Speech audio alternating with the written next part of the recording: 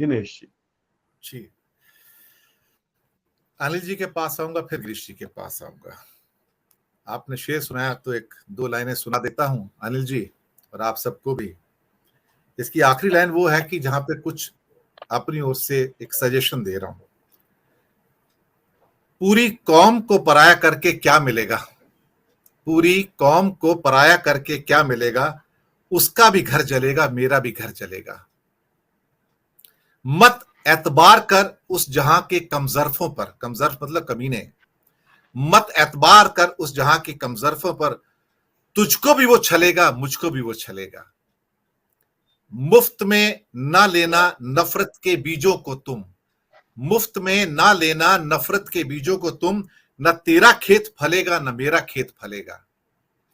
दूसरों के बहकावे में रंजिशों को मत बढ़ा तू, दूसरों के बहकावे में रंजिशों को मत बढ़ा तू, अंत में मैं भी हाथ मलूंगा, तू भी हाथ मलेगा। और आखिरी लाइन, चल छोड़ मिट्टी डालते हैं हम पुरानी बातों पर, चल छोड़ मिट्टी डालते हैं हम पुरानी बातों पर, इससे न तेरा घर जलेगा न मेरा घर जलेगा।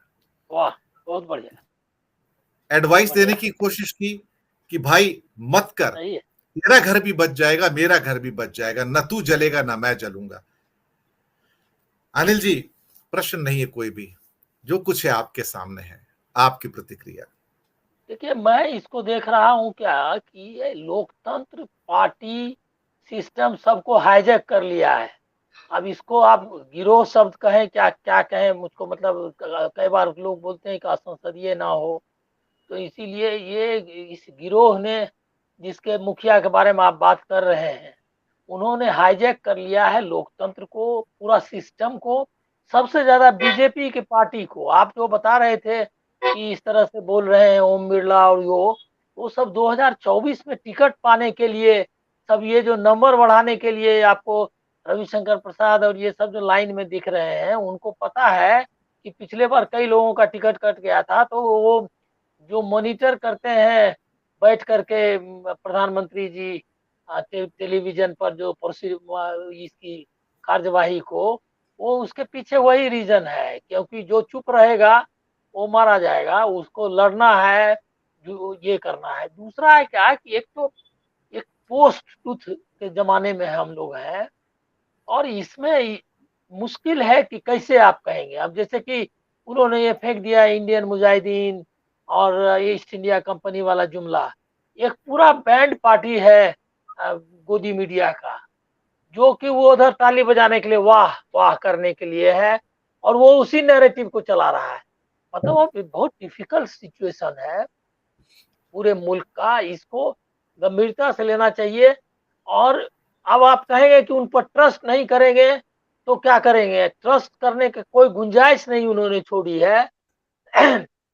अभी आप देख लीजिए कि ये जो आपने कहा है कि संसद भवन उन्होंने क्यों बनाया, जब संसद में उनका विश्वास नहीं, भवन में विश्वास है, संसद में विश्वास नहीं है, इसीलिए उन्होंने बनाया। भवन में विश्वास है कि जितना 1000 करोड़ का, और वो जो किसको ठेका दे रहे हैं, कौन बना रहा है, बताया ही आपने, सोमालिया का कैसे कॉपी किया है। वो आदमी सिर्फ संसद भवन नहीं डिजाइन कर रहा है, उसी ने वाइब्रेंट गुजरात भी डिजाइन किया था, और उसी ने साबरमती आश्रम का जो विध्वंस हम लोग उसको कह सकते हैं आप, वो भी वही डिजाइन किया। विश्वनाथ कॉरिडोर भी वही डिजाइन किया, और वही सब का चट्टा बट्टा जो है वो जालियाना वाला बाग को किया है। पूरा जो आप देख रहे हैं कि जो संस्कृति हमारी है, इतिहास है, उसको कैसे उसका बदल देना है पूरी नैरेटिव को। अच्छा, दूसरा एक और चीज है कि आप, अब ये बात, अब ये बात होनी चाहिए। जब राहुल गांधी अब निकल गए, उनको इतने साल आपने पप्पू कहा, तो अब इसके बारे में भी बात होनी चाहिए कि जो आदमी बिना पढ़े कोई भाषण नहीं दे सकता है, उसकी काबिलियत के बारे में, मतलब उनके सर्टिफिकेट को तो बहस करने से बाहर ही कर दिया उन्होंने, आपने निकाल दिया। लेकिन ये चर्चा कभी एक बार भी आपने किसी चैनल पर देखा कि प्रधानमंत्री किस, जो अभी जैसे जिस तरह से कह रहे थे गटर लैंग्वेज, ये जो भाषा का इस्तेमाल हो रहा है, कुछ हमारे जैसे मतलब हरि भाई या कुछ लोगों ने इस पर लिखा भी है कि उनकी भाषा क्या है। इस बारे में 2-3 साल पहले कुछ बहस मतलब जो आप कहते हैं अल्टरनेटिव मीडिया, सोशल मीडिया नहीं कहेंगे क्योंकि लेख भी छपे हैं। तो उस समय ये भाषा की बात होती थी कि कैसे ये इस तरह से बात कर सकते हैं अपने विरोधियों के बारे में, झूठ भी बोलते हैं, नाना का और उसको इकट्ठा बिठा देते हैं कबीर को, और इस तरह का जो था उनका, ये सब भी चर्चा होती थी। अब वो सब भी बंद है, अब कोई चर्चा ही नहीं करना चाहता। और दूसरा ये है कि हमने एक-एक करके आप कहेंगे क्या? अभी आप देखिए नेपाल के संसद में क्या बहस हुई आपको पता है?